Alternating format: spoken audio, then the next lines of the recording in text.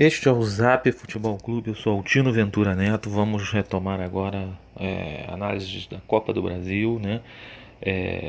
Parte 3, mais 4 confrontos, 8 equipes, né?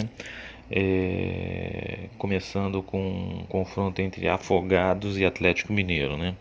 O Atlético Mineiro, um clube tradicionalíssimo, um dos maiores do Brasil, 31 participações na Copa do Brasil, é o sexto colocado do ranking, tem um título já de Copa do Brasil, enfrentando o Pequeno Afogados, uma equipe de Pernambuco que surgiu no cenário do local lá no estadual dos últimos anos, conseguindo até ter essa vaga que levou à Copa do Brasil, foi uma grande surpresa, né? O Afogados está estreando esse ano na Copa do Brasil, já conseguiu inclusive a façanha de chegar a essa segunda fase, né? Não foi uma surpresa, né? O Atlético Mineiro teve uma certa dificuldade no primeiro confronto, né? Em que jogou lá em Campina Grande com o Campinense, né?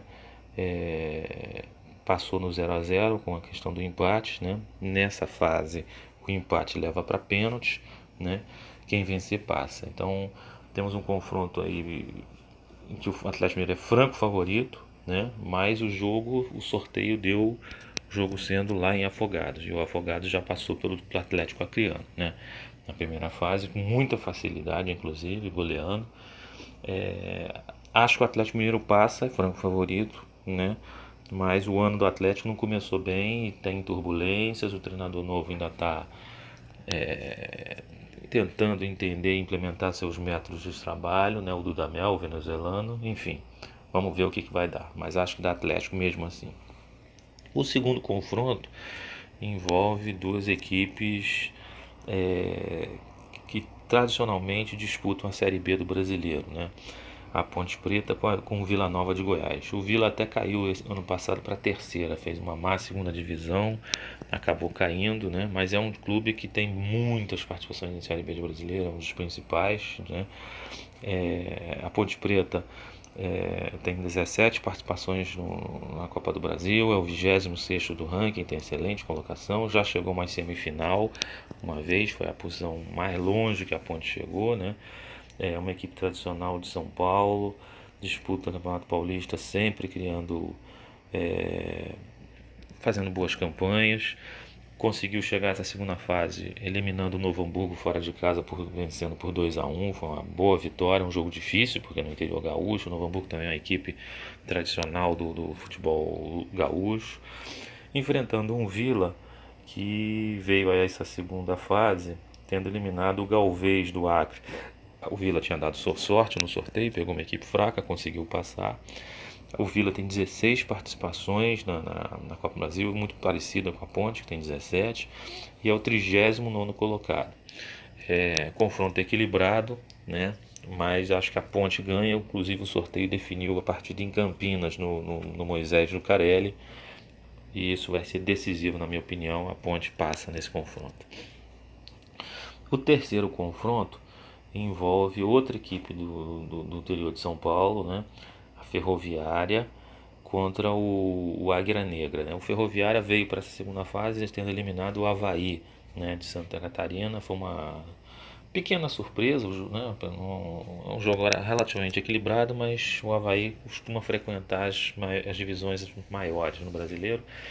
Mas mesmo assim a Ferroviária passou, a Ferroviária disputa o Campeonato Paulista esse ano na primeira divisão, e tem 4 participações na Copa do Brasil, é a posição 107 no ranking, né? Enfrentando um Águia Negra, é uma equipe pequena, mas que vem recentemente em ascensão no Mato Grosso do Sul, né? Conseguiu já uma grande façanha, chegar essa segunda fase, tendo eliminado o tradicional Sampaio Correia do Nordeste, né? Lá do Maranhão. Foi uma surpresa. O Águia Negra vai para também sua quarta participação na Copa do Brasil, ocupa a posição 237 no ranking, né? Mas o sorteio definiu o jogo sem Araraquara, né? Casa do Ferroviária, né? Isso é decisivo, quer dizer, eu acho que o sonho da Águia Negra avançar realmente se concluiu. A Ferroviária é ampla favorita, deve passar, acho até com uma certa facilidade. E por fim, o quarto e último confronto de hoje, que nós vamos analisar, um jogo de equipes do sul, né, do país, né? O São José do Rio Grande do Sul, que é uma pequena equipe lá de Porto Alegre, mas que costuma fazer de vez em quando boas campanhas no Campeonato Gaúcho, às vezes complica um grande, tira um pontinho aqui, tira ali, né? Tem 4 participações na Copa do Brasil, ocupa a posição 153 do São José, né? O São José eliminou na primeira fase o Caucaia, que estava estreando, o Cearense, foi bem, né? Enfrentando uma Chapecoense, equipe que bem tradicional de Santa Catarina, uma das grandes, ficou um bom tempo na Série A do Brasileiro e ano passado fez uma campanha muito ruim, pálida, resultou no seu primeiro rebaixamento da história, né? A Chape não vem bem, esse ano vai mal também no Campeonato Catarinense. Tem 10 participações na Copa do Brasil a Chape, ocupa a posição 42 do ranking, uma boa classificação da Chape. E a Chape conseguiu a primeira vitória no ano justamente nessa primeira fase da Copa do Brasil. Conseguiu eliminar fora de casa, né, o Boa Vista por 2-0 aqui no Rio de Janeiro, que é o Boa Vista, que é uma das sensações, inclusive faz a final da Taça Guanabara no Rio. Mas a Chape conseguiu essa vitória surpreendente, passou, né? Era um jogo difícil, não, principalmente pelo momento da Chape. A Chape está num momento de reconstrução e agora vai encarar o São José, né? Lá no Rio Grande do Sul, e o jogo foi definido no sorteio lá em Porto Alegre. Tarefa muito difícil para a Chape, né? Muitos podem achar a Chape até favorita. Eu acho que passa o São José, por incrível que pareça, né? E a Chape talvez tenha que buscar um empatezinho e levar para os pênaltis. Talvez as chances sejam maiores. Bom, são essas as minhas opiniões.